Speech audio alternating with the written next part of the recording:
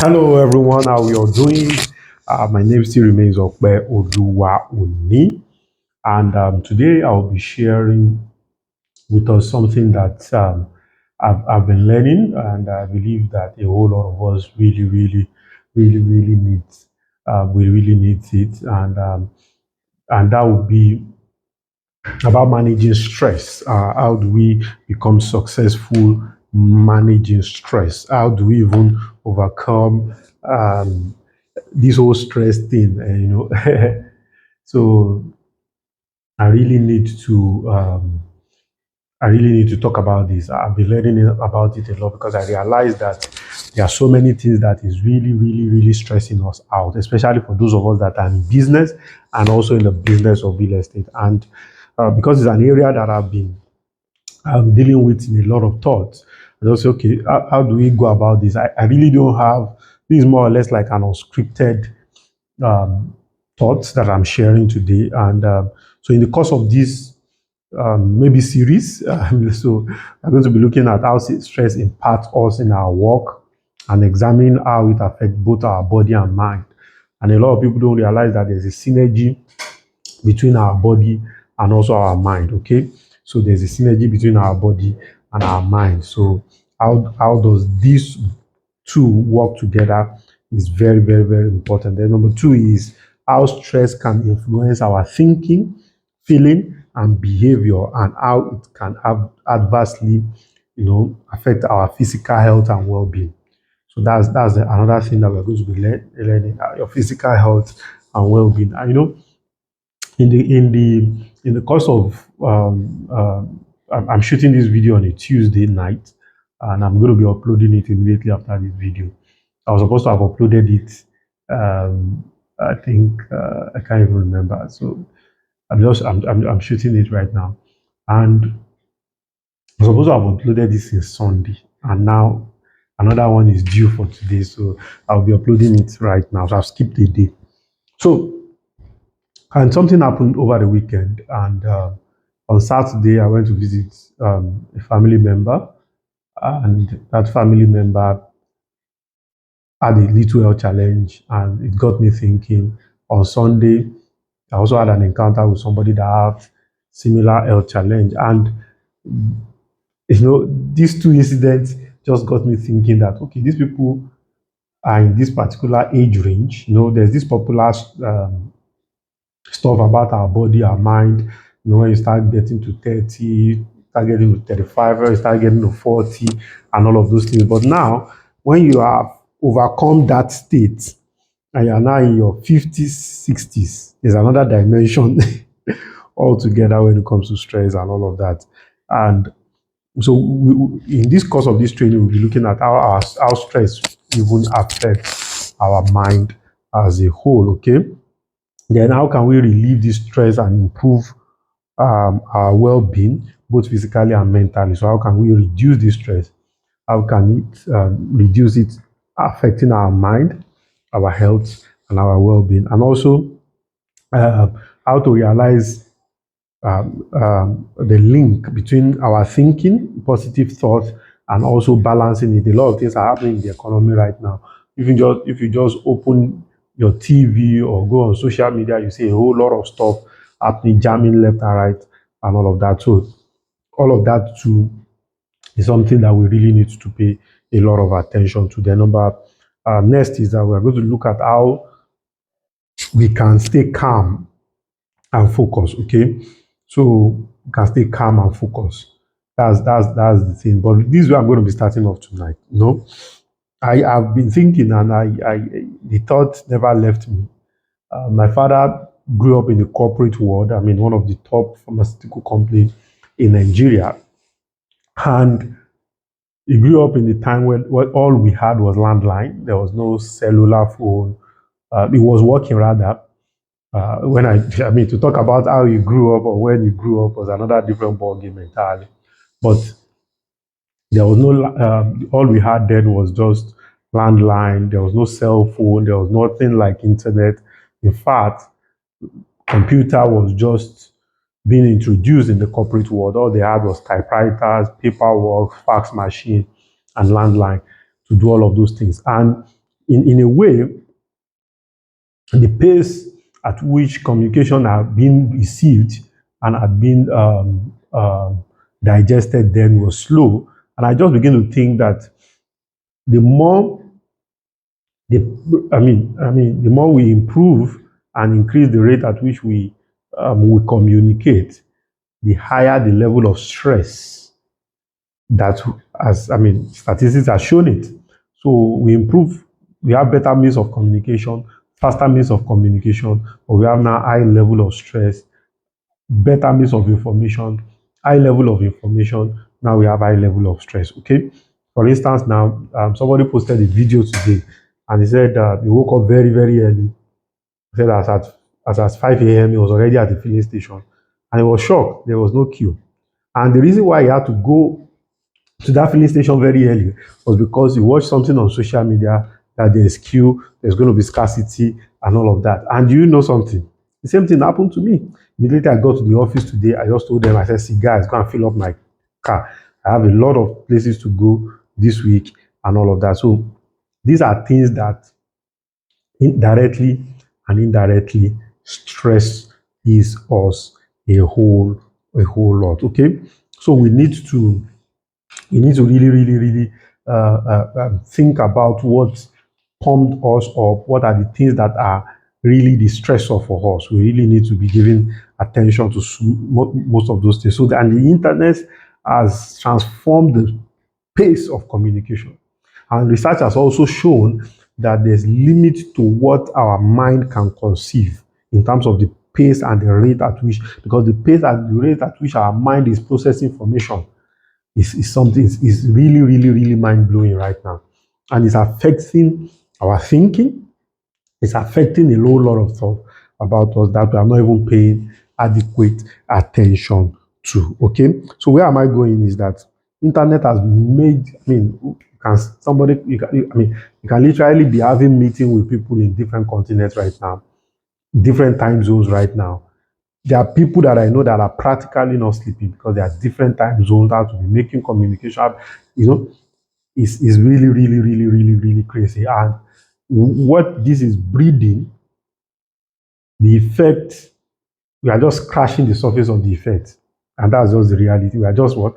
Crashing the surface of the effect. So the communication pressure has become ruthless. It has become ruthless.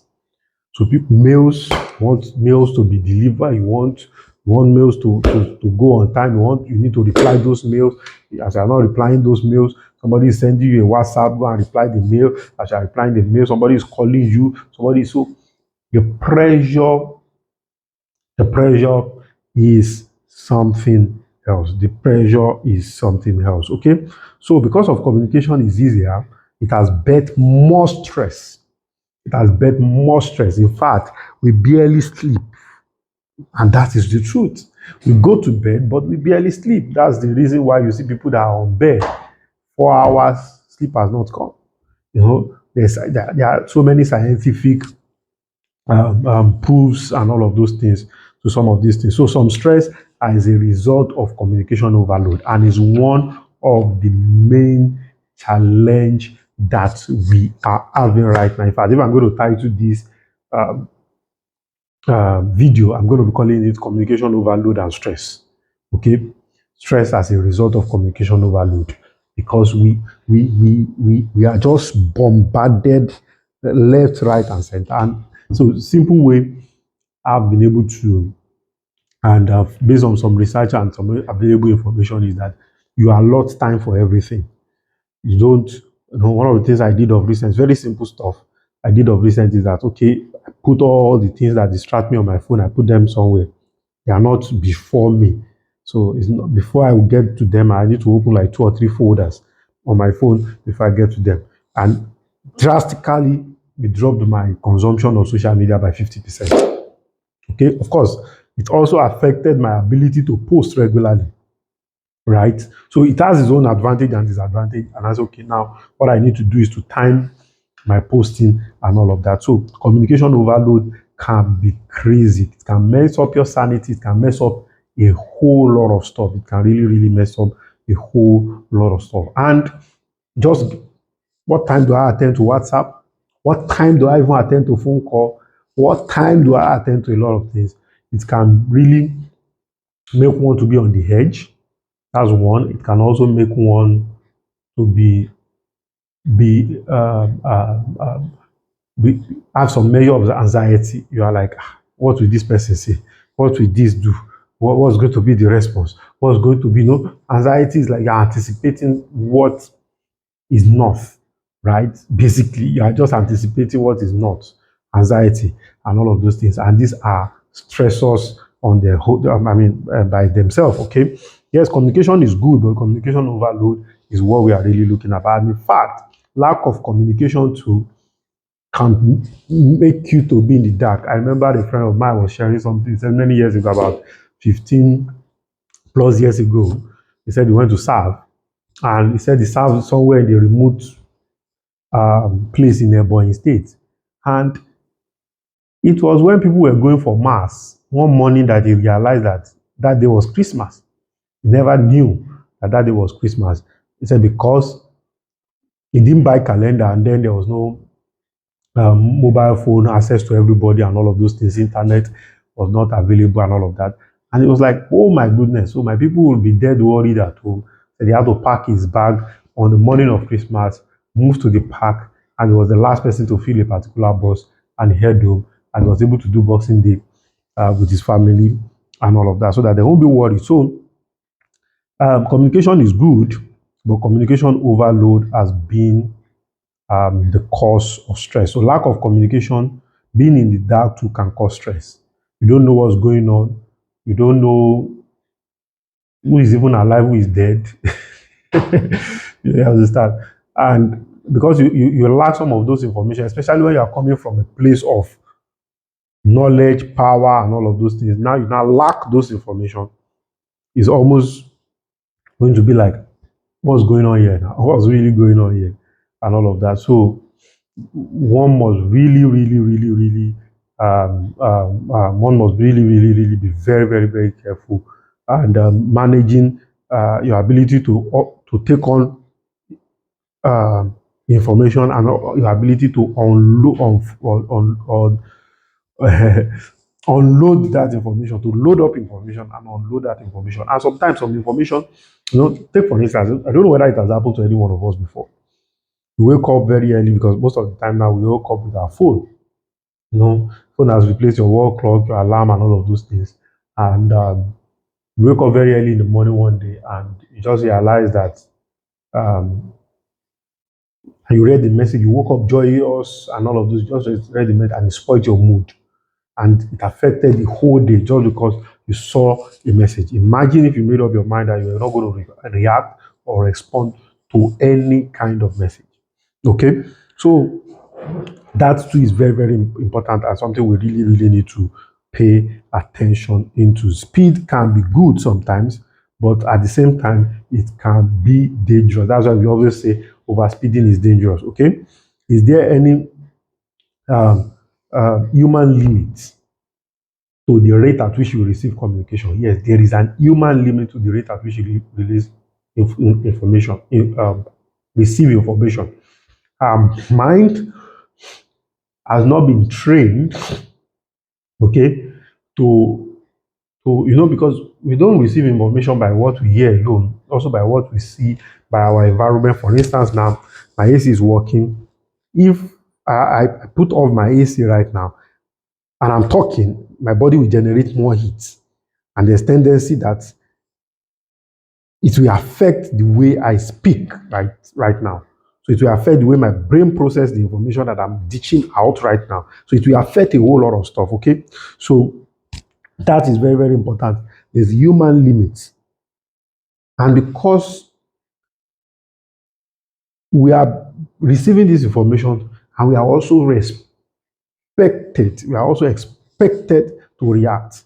You want to do like, you want to do thumbs up, you want to do, you want to post, you want to see the people that have liked, you want to see people that have put thumbs up, you want to view the insights, you want to respond to mail at the same time. So many are coming from a level of distraction to a high level of attraction, distraction, concentration, lack of focus. A whole lot of stuff are just jamming you right there. Okay, so is our biological body designed to receive this speed? The answer is no, right? So stress was actually designed initially to test the strength of metals. So that's the word stress. It was actually like a pressure that is put upon metal to test their strength. Okay. So it was brought, imported as a word into human and all of those things. Today, our mind and our body are actually closely knitted. And some of the informations that we receive are pressure points to test our limit and don't allow it in any way to actually break us. So one of the things we are going to be going to in the next episode thereabout of this video is going to be talking about what more can we then do? What more can we then do?